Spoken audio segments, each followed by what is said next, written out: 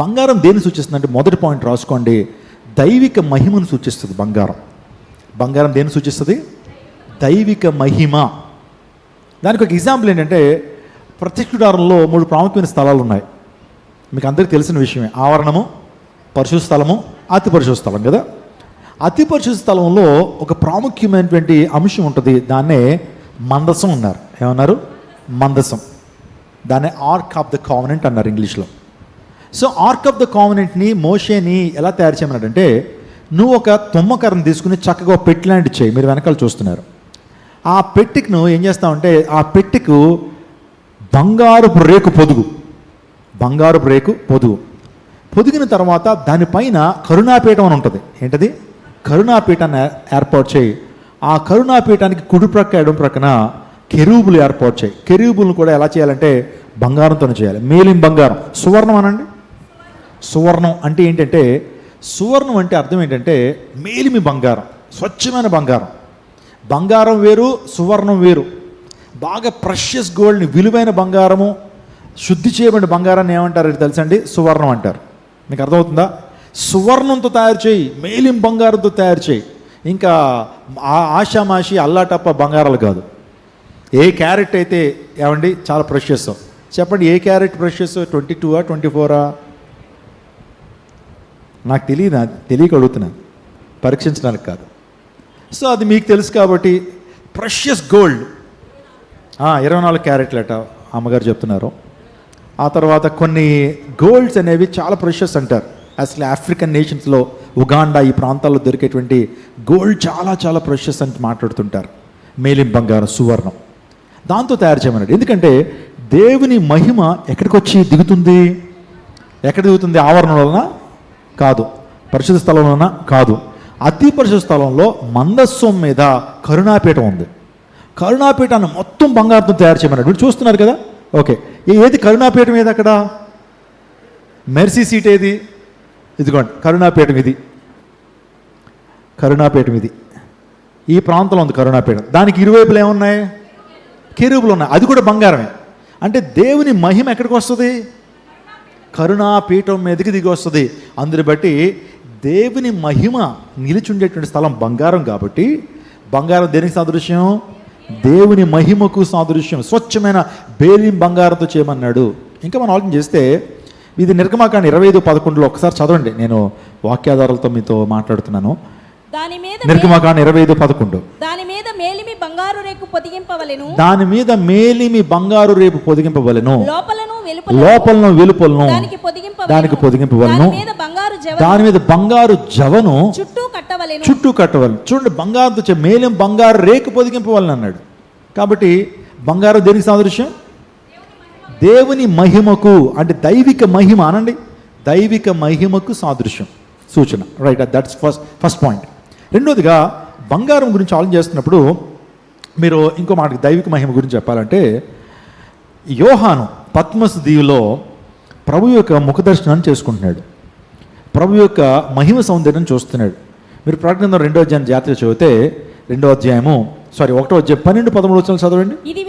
ఇది వినగా నాతో మాట్లాడుచున్న స్వరం ఏమిటో అని చూడ తిరిగి తిరుగగా 7 సువర్ణ దీపస్తంభములను, చూడండి చాలా జాగ్రత్తగా అర్థం చేసుకోండి, 7 సువర్ణ దీపస్తంభములను, ఆ దీపస్తంభముల మధ్యను మనుష్య కుమారుని పోలిన ఒకను చూచితిని. ఆయన తన పాదముల మట్టుకు దిగుచున్న వస్త్రము ధరించుకుని రొమ్మునకు బంగారపు దట్టి కట్టుకుని. చూడండి, బంగారపు దట్టి ఉంది.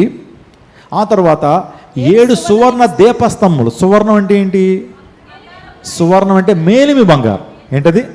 It's not an ordinary gold, చాలా ప్రెషియస్ గోల్డ్. సువర్ణ చెప్పండి, దీపస్తంభం. 7 సువర్ణ దీపస్తంభాల మధ్య మనుష్య కుమారుని పోలిన ఒకరిని చూచితిని. అంటే ప్రభువారు దేని మధ్యలో ఉన్నారు?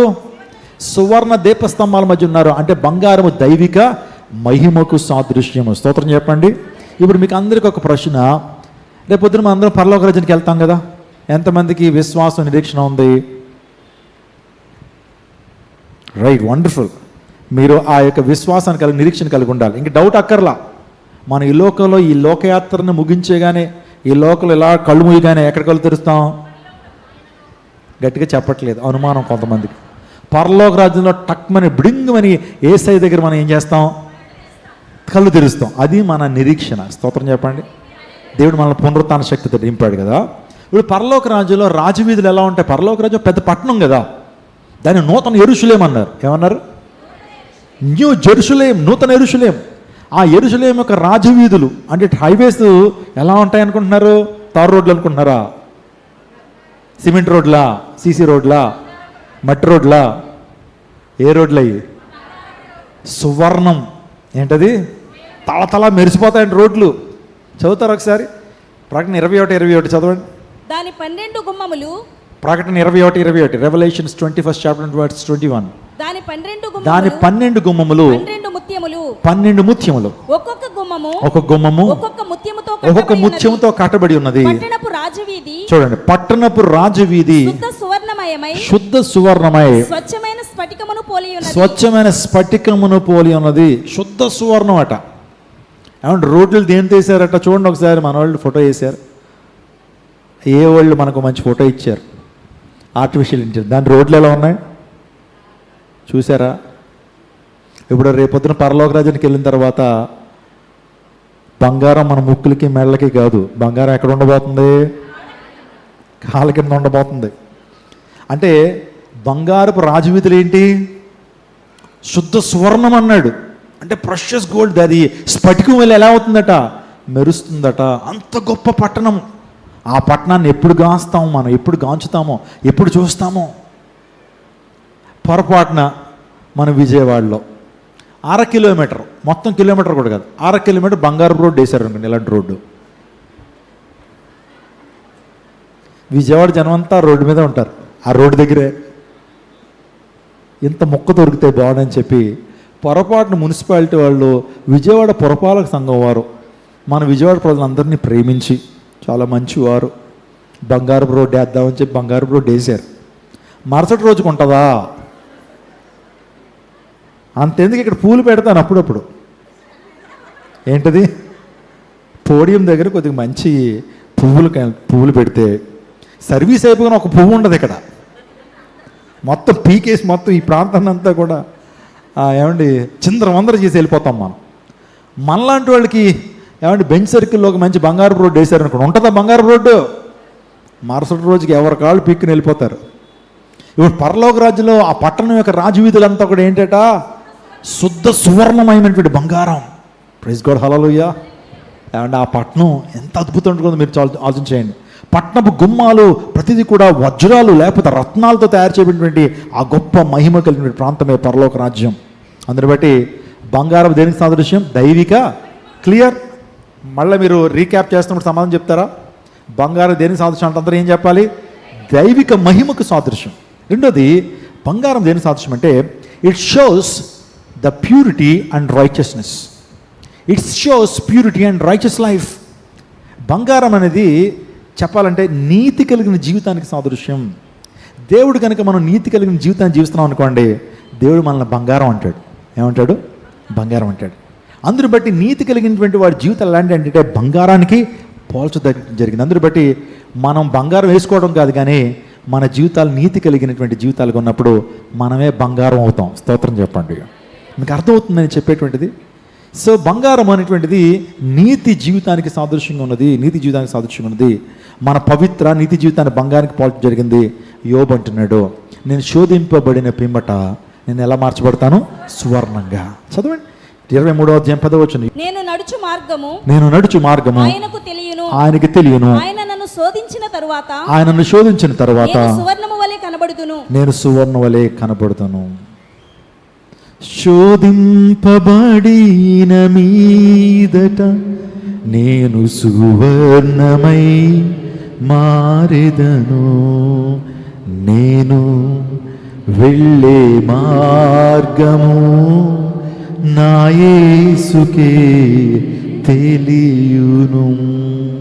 శోధింపబడిన తర్వాత సువర్ణంగా మార్చబడతాను. అవును, నిజంగా మన జీవితాలు సువర్ణంగా మార్చబడాలంటే శోధనలో ప్రవేశించినప్పుడు నిజంగా దేవుడు కొన్ని సందర్భంలో శోధనకి మనం అనుమతిస్తున్నప్పుడు మనం ఇంకా శుద్ధ సువర్ణంగా ఎలా మార్చబడతాం. మనలో ఇంకా మట్టి మస్ట్ మలినమేమీ లేకుండా శుద్ధ సువర్ణ మేలిం బంగారంగా మనం మార్చబడుగుతాం. శోధనలు మన అట్టి రీతిలో ఏం చేస్తూ ఉంటాయి, మెరుగు చేస్తూ ఉంటాయి. బంగారము అగ్నిలోకి వెళ్తేనే తప్ప బంగారం అనుకున్నటువంటి మురికిపోదు. బంగారాన్ని కడిగేటువంటి సాధనం ఏంటి తెలుసా? అగ్ని. బుర్రను కడిగేటువంటి సాధనం నీరైతే బంగారంలో ఉన్నటువంటి ఆ మట్టిని తొలగించేటువంటి సాధనం ఏంటి? నీళ్ళతో ఎంత కడిగితే బంగారం కడగబడుతుంది? లేదు.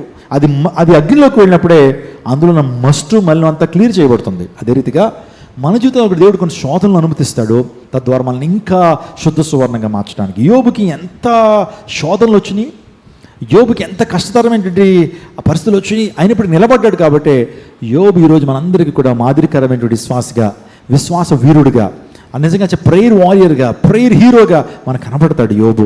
క్రైస్తవ ప్రపంచానికి మాత్రమే కాదు, ఈరోజు ఇస్లాం ప్రపంచానికి కూడా యోబు చాలా ఆశీర్వాదకరమైనటువంటి వ్యక్తి. నేను మస్కట్ అనే ప్రాంతానికి వెళ్ళాను. ఒమాన్ అనే దేశానికి వెళ్ళాను. అక్కడ సలాలా అనే ఒక ప్రాంతం ఉంది. సలాలా ప్రాంతానికి వెళ్తే అక్కడ యోబు గారి సమాధి ఉందండి. అక్కడ ఏముంది? బైబిల్లో చెప్పండి, యోబు గారి సమాధి అక్కడ ఉంది. చాలామంది ఆయన ఏమంటారు, ఆయూబ్ అని పిలుస్తారు. ఏమని పిలుస్తారు? ఆయూబ్. ఇదే యోబు గారి సమాధి. నేను అక్కడికి వెళ్ళి యోబు గారి సమాధిని చూశాను. వాస్తవానికి కొండల్లో ఉంటుంది ఇది. సో యోబు గారు ఆ సమాధిలోనే సమాధిలో పాతి పెట్టబడ్డాడని చెప్తారు. ఇదే యోబు గారి సమాధి. సో అక్కడికి వెళ్ళిన తర్వాత చూశాను. యోబు జీవితం చాలా ఆశీర్వాదకరమైన జీవితం. యోబు శోధనల గుండా వెళ్ళాడు, శుద్ధ సువర్ణంగా తన జీవితాన్ని మార్చుకోగలిగాడు. బంగారం దేనికి సాదృశ్యం చెప్పండి? బంగారం ప్యూరిటీకి, ఆ తర్వాత నీతి జీవితానికి సాదృశ్యంగా ఉంది. ఎన్ని పాయింట్లైన? 2. మూడో పాయింట్, బంగారము it gives value to our life. మన జీవితానికి బంగారం ఏమిస్తుంది? విలువనిస్తుంది. దావీదు అన్నిటికంటే ఎక్కువగా దేన్ని ప్రేమించాడు? దావీదు అన్నిటికంటే తన జీవితంలో దేన్ని ఎక్కువగా ప్రేమించాడు? దేవుని వాక్యాన్ని ప్రేమించాడు. అందులో బట్టే దేవుని వాక్యం కంటే బంగారం పెద్ద గొప్పదేం కాదు. సో దేవుని వాక్యము బంగారం కంటే ఎంతో విలువైన, అవి బంగారం కంటేను విస్తారమైన మేలిం బంగారం కంటే కోరదగినవి.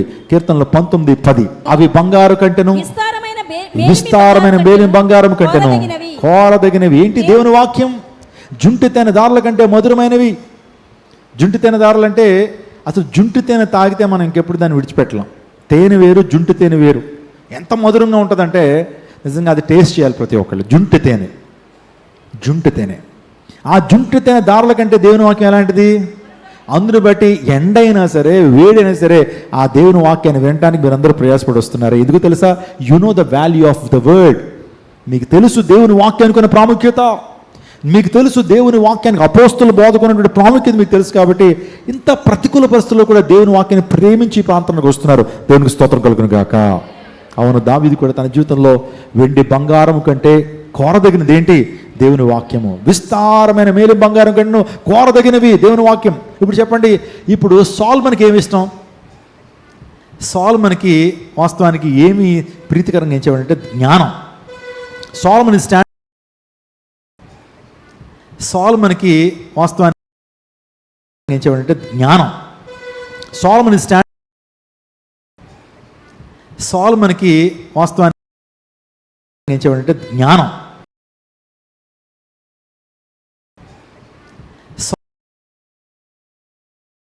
ఎంచేవాడంటే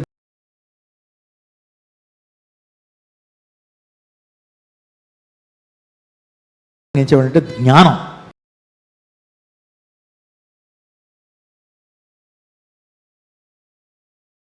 ఎంచేవాడంటే జ్ఞానం.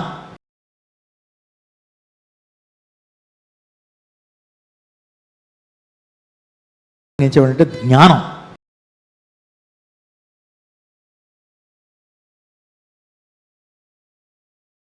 ఎంచేవాడంటే జ్ఞానం.